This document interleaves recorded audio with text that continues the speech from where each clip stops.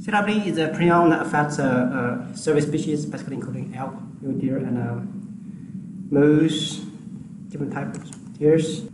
Prion disease, many may have known, is the family of invariably fatal and often transmissible neurodegenerative disease that is caused not by a virus but by a kind of misfolded protein.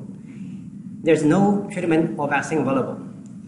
The common presentation usually include either from beginning behavioral change, then later become dementia, then there's disturbance of movement, speech, or sometimes vision. And pathologically is identified by neuronal loss, spondylosis, gliosis, and prion plaque or prion deposits in the brain tissue. Prion location requires the cellular prion protein, which is generally almost equivalent expressed glycoprotein. And it's also required for prion pathogenesis, which is unique in misfolding disease. PRPSC, which is the folded and aggregated form of PRPC, it replicates from using the cellular PRP, and it is a principal and believed to be essential component of the infectious prion agent.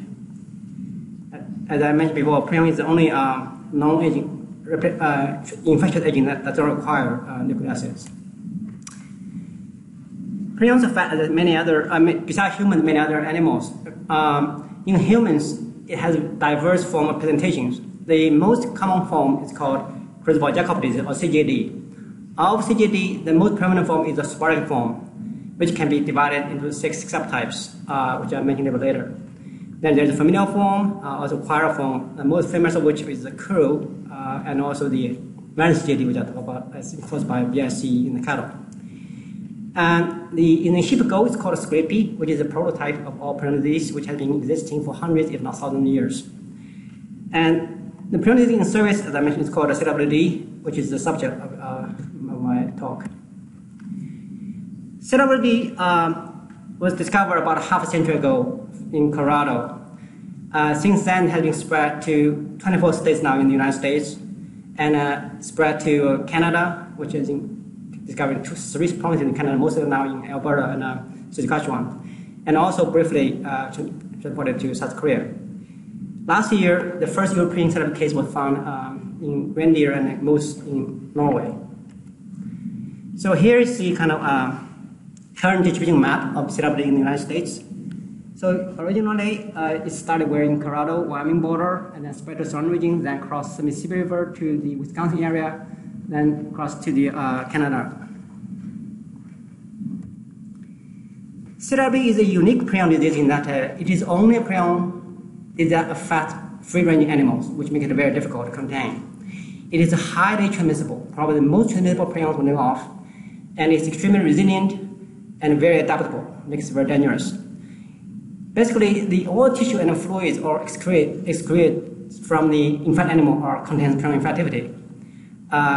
Besides the most richly affected region in the brain and lymph node and other lymph tissues, the human consumed part, the skeletal muscle, the fat, and also the velvet, antennal velvet also contain infectivity. The problem is when prion is shed from the infected animal, it sticks everything it touches. All surfaces, the plants, the animals, even rocks, and then those prions can pick up by animals and by the plants, get inside the plants and get into the worms. They can carry, as well as the worm can carry them around, and those prions will stay infectious for years in the environment. So they will lead to invariably accumulation in the environment over time. So all these problems will ensure that CWD will spread. There's no way it can control the spread of prion in the wild because it can sustain for years by itself. And that will lead to increasing exposure of CWD prions to humans and to animals. There is estimated that around 7,000 to 15,000 animals, CWD animals, have been consumed by hunter families and their friends at a very large dose. Because then, unlike cattle, this animal want to share with their family members or a few friends. And this number is estimated to be going to rise as much as 20% per year. So that basically means that there are tens of thousands of people have been exposed every year. Despite that, the risk of direct serotype transmission to humans is not clear. But given the persistent and continuous spread of CWD, even no rate of serotype transmission to humans is going to present a serious public health risk in the long term. This situation is compounded by the fact that there are multiple strains of CWD existing, and also CWD can be transmitted to other animals, and once it got to other animals, they could become more zoonotic, potentially. So my lab has started to this project by asking 3 questions. First is, are cerebral prions transmissible to humans in brain or peripheral tissues directly or indirectly through other animals?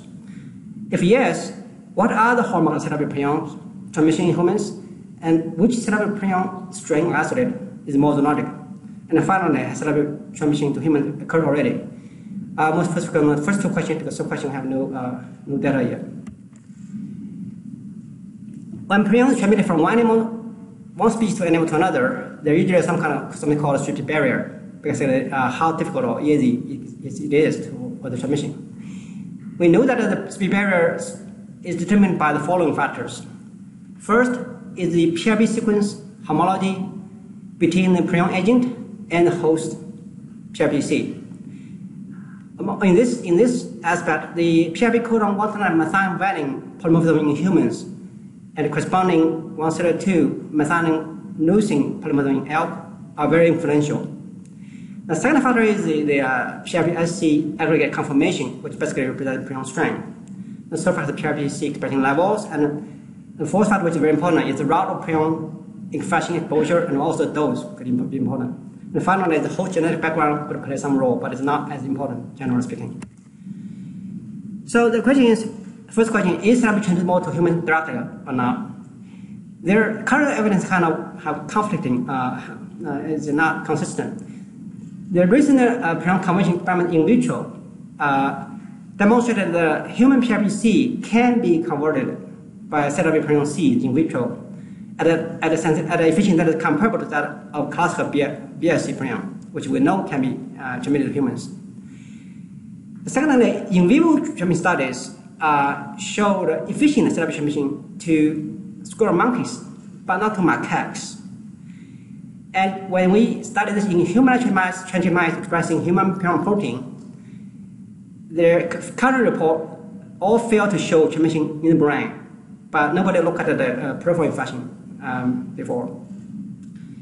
And the fourth, that there is no epidemiological data indicating any increased incidence of CJD in the CWD endemic states. So all this seems to show that there is overall strong species barrier for clinical CWD transmission in humans, but we don't know whether it's a low rate transmission or whether a symptomatic carrier is possible, like in the case of BSC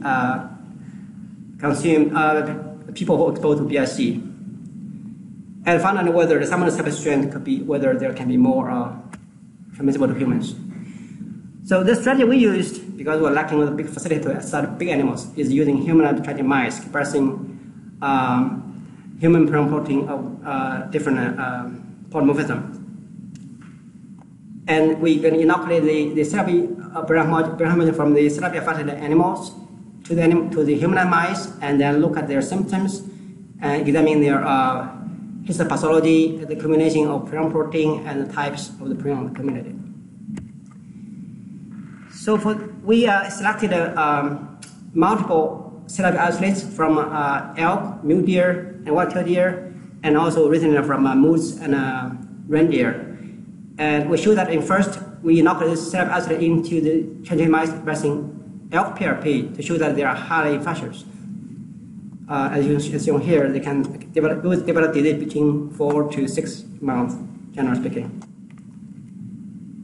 Then we're putting this CWD isolate into 3 lines of human transgenic mice expressing human PRP either with methionine at codon 139 or vanning on codon 139 at different levels. We waited patiently for 3 years for all the animals to die, but unfortunately we did not see any animal with clinical infection.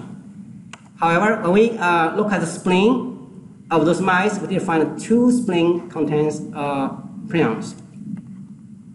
So encouraged by this result, we use these 2 therapy isolates the elk and mule deer that led to the positive spleen and put them into another 9 human mice expressing a little bit more human PRP with methionine and codon 129. And to my surprise, we actually found the elk cells isolated produced 3 clinically infected mice out of the 5 mice we inoculated. So to further characterize those prions accumulating in the either positive spleen or the positive brain or the other secondary passage in both human mice and civilized mice. This prion accumulated in human mice, we call them human cellular D because it's kind of adapted to human PRP sequence. For the positive spleen, it led to complete infection in human mice but produced 2 divergent phenotypes. I'll talk a little bit more about that. It also produced complete infection in the mice expressing LPRP, which is a little bit surprising because now, since this prion now contains a human PRP sequence, but it did produce 100% infection. The positive brain is a little bit different. Although it did produce 100% infection in human mice as expected, but we have not shown, I did not show here, but we have not been able to show that they can infect civilized mice at this point. Basically, here shows that the worst biological in those prions commonly look like spotted M1, which is the most common form of spotted in humans, and the signal transmission shows that they also remain either as type 1, type 2 way spleen, or if it's brain, it still looks like type 1.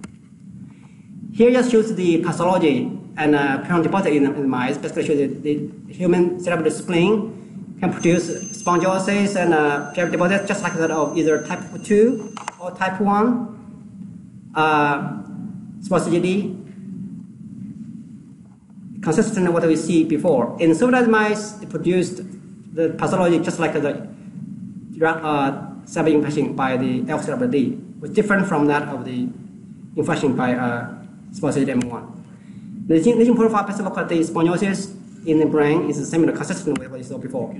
Okay, so to conclude that we see that the therapy has real potential to infect the lymphoid tissues and all the brain in humans with efficiency that are generally low but real, but it depends on the cerebral prion strength. And asymptomatic peripheral human prion carriers is possible, and they can pose secondary human-human transmission risks.